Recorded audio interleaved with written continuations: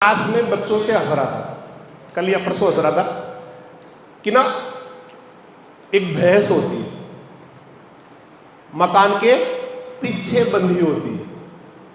एक दिन मालिक को पता नहीं क्या सूझा, वहां से उसने उसका खूंटा निकाला, दूसरी मकान के सामने लाके उसको खूंटे को गाड़ के भैंस को बांध दिया। भाई साहब, भैंस को बहुत बुरा लगा, बहुत गुस्सा है। भैंस खूंटे के चारों ओर ना चक्कर लगाने लग गई कि मुझको तो वही जगह दो जहां मैं पहले रह रही थी। बहुत बुरा लगा, इतना गुस्सा आया, इतना मतलब उसने सींग मारे। लेकिन धीरे धीरे उस भैंस को लगा मजा आ गया। मैं पहले कहां बैठी थी, मकान के पीछे, मुझे नहीं पता था क्या चल रहा है इस घर में। अब भैंस को सब पता है। ताई जी चाची के बारे में क्या बात करती है पीछे से, भैंस सब जानती है। घर में कौन कौन आ रहे हैं, कौन कौन जा रहे हैं, कौन जो है ना चीटिंग कर रहे हैं, कौन बेईमानी कर रहे हैं, भैंस को सब पता है। उसको मजा आने लग गया। कितने बजे की बस निकल गई घर के पास से, भैंस को सब पता है ना। तो जो एकदम से चेंज, या फिर कभी ऐसा हुआ हो, कल हंसी रहे थे शायद कि ना, कभी किसी कमरे में आप रह रहे थे, एक दिन बुआ जी आ गई। मम्मी ने कहा बेटा आज आपके कमरे में ना बुआ जी रहेगी। ठीक है मम्मी, रखना तो है, ये बुआ जी जाएगी कहाँ, है ना। लेकिन जब आप कमरा चेंज करके दूसरे कमरे में सो रहे होते हैं ना बेटा, नींद नहीं आती, बेचैनियां होती है, क्योंकि जगह बदल गई, सिर्फ कमरा बदला है, बहुत बड़ा चेंज नहीं हुआ। आप हरियाणा से यूपी में सोने नहीं गए, बिहार से जो है ना झारखंड में नहीं आए, केरल से तमिलनाडु में नहीं गए, सिर्फ और सिर्फ एक कमरा बदला, इधर से इधर वाले कमरे में सोए आप, अपने बड़े भाई वाले कमरे में या जो ना छोटे भाई वाले कमरे में सोए, तो भी बहुत बुरा लगता है। और सुबह उठते ही बगावत शुरू हो जाती है, मम्मी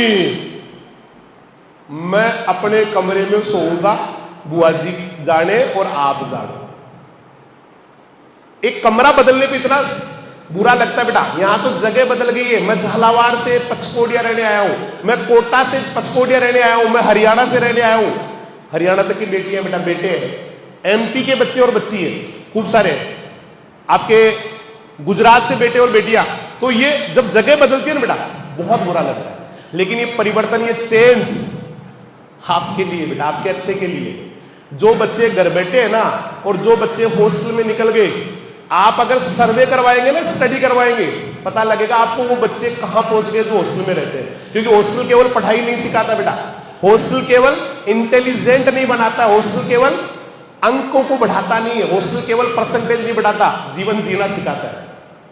हॉस्टल कंपटीशन सिखाता बेटा। सुबह 6 बजे 5 बजे जब उठते हैं, उठने के बाद में जब हम लोग वॉशरूम जा रहे होते हैं, गटर में जा रहे होते हैं, वहां 5 मिनट खड़े रहना सिखाता, वेट करना सिखाता है।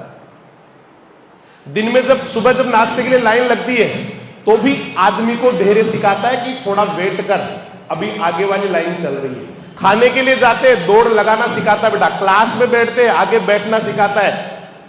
कंपटीशन बाय कंपटीशन दिन भर चलता रहता है। कंपटीशन खत्म पता है कब होता है? जब रात को तकिया अपनी जगह मिल जाता है कि कोई उठा के नहीं ले गए। जब किताबें, कॉपियां, पेन, पेंसिल, रबर अपनी जगह मिल जाता है ना, तब सुकून हो जाता है कि आज मैंने कुछ खोया नहीं। क्योंकि ये छोटी चीजें नहीं बेटा, ये हर कोई सहन नहीं कर सकता। घर पे क्या होता है, भूख लगते ही हम दौड़ के रसोई में चले जाते हैं, खाना खा लेते हैं।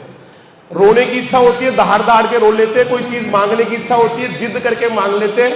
या और कोई भी बात होती है ना, थोड़ा सा कष्ट होता है, हम जो है ना बेचैन हो जाते हैं। लेकिन हॉस्टल बेटा हर चीज में स्ट्रॉन्ग बनाता है। दुनिया के 90% जो सक्सेसफुल मैन है, उन्होंने अपना लाइफ हॉस्टल में निकाला है। चाहे नॉन हॉस्टल वाले इसको अदरवाइज ले लेना बेटा। हॉस्टल और नॉन हॉस्टल की लाइफ में बहुत फर्क होता है। हॉस्टल का बच्चा बादशाह बन जाता है बेटा, 3 महीने 4 महीने बाद में वो दुनियादारी सीख जाता है। अंडरवर्ल्ड में भी जाएगा ना बेटा, डॉन बन जाएगा वहां। अंडरवर्ल्ड का डॉन भी जाके धोख लगाएगा। ये वाली स्टेज आ जाती है उसकी, क्योंकि वो हर चीज को देखता है, हर बच्चे को देखता है, अलग अलग जगह से आए हुए बच्चों को साइकोलॉजिकली स्टडी करता है।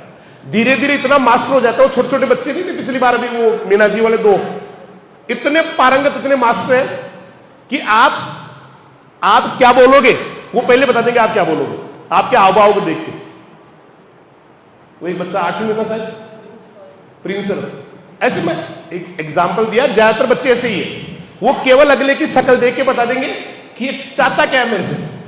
बेवकूफ नहीं बनते बेटा, हॉस्टल में रहने वाला बच्चा बेवकूफ नहीं बनता। पढ़ाई करे, चाहे बिजनेस करे, चाहे अपना काम करे, चाहे आईएएस बने, आरएएस बने, बादशाह की तरह जीता पूरी जिंदगी को। हॉस्टल लाइफ केवल पढ़ाई नहीं बेटा, दुनियादारी सिखाता है, जीवन जीना सिखाता है, संघर्ष सिखाता है, आगे बढ़ना सिखाता है, बुरे हालात में घुटने नहीं टेकना सिखाता है, हर जगह एडजस्ट करना सिखाता है, अपने अधिकारों के लिए संघर्ष करना सिखाता है। लेकिन उनको ज्यादा जोर नहीं आया होगा मेरे हिसाब से, क्योंकि लाइन तो एक ही बोलनी थी सर। क्या बोलनी थी? ओम नमः शिवाय, या जो भी उन्होंने बोला होगा, हर हर महादेव या कुछ भी बोला होगा, तो एक ही तो लाइन बोलनी थी। ऐसे करना था पूरे टाइम, एक ही लाइन बोलनी थी, ओम नमः शिवाय, ओम नमः शिवाय, ओम नमः शिवाय, ओम नमः शिवाय। भाई साहब उससे बड़ी तपस्या कर रहे हैं।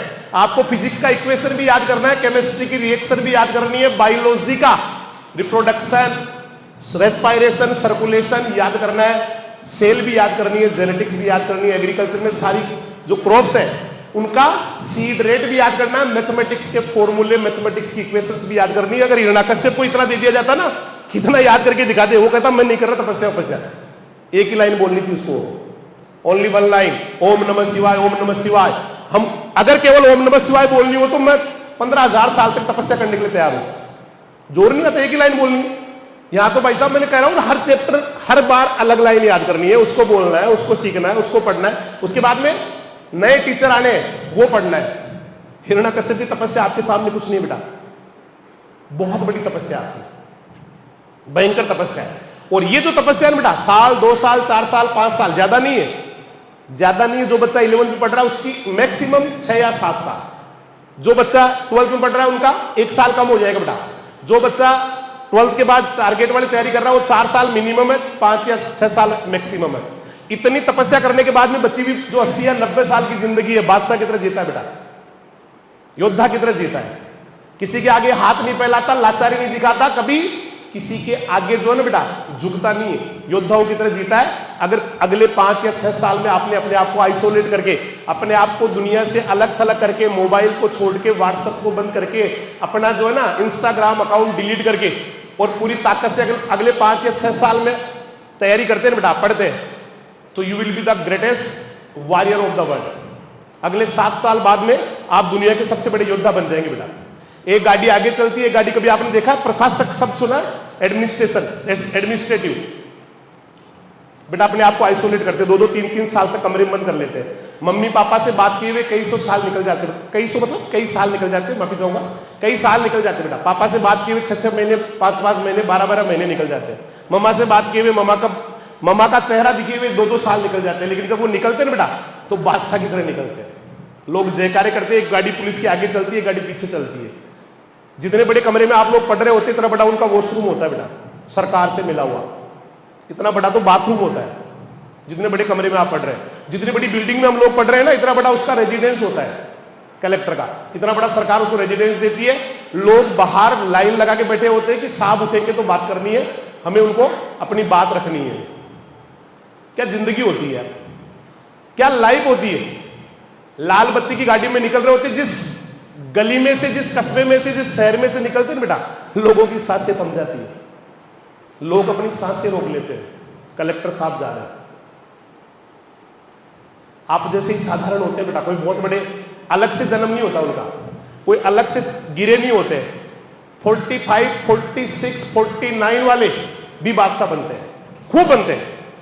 आज आईएएस का स्टडी किया जाए ना तो 40% तो आपको वो मिलेंगे जिनके 10th क्लास में 95, 90, लेकिन 60% वो बच्चे मिलेंगे जिनके 10th क्लास में 40, 45, 50, 55। जीवन कभी बदल सकता है बेटा, जीवन के प्रति कभी डिसीजन लिया जा सकता है। निर्णय अभी क्या स्कोर है ये इंपॉर्टेंट नहीं बेटा। मैं ये नहीं कह रहा हूं जिनके 95 या 96 आई है वो बादशाह नहीं है, वो तो बहुत बड़े बादशाह है। लेकिन बादशाह ये लोकतंत्र है बेटा, यहां कोई परमानेंट बादशाह नहीं होता है।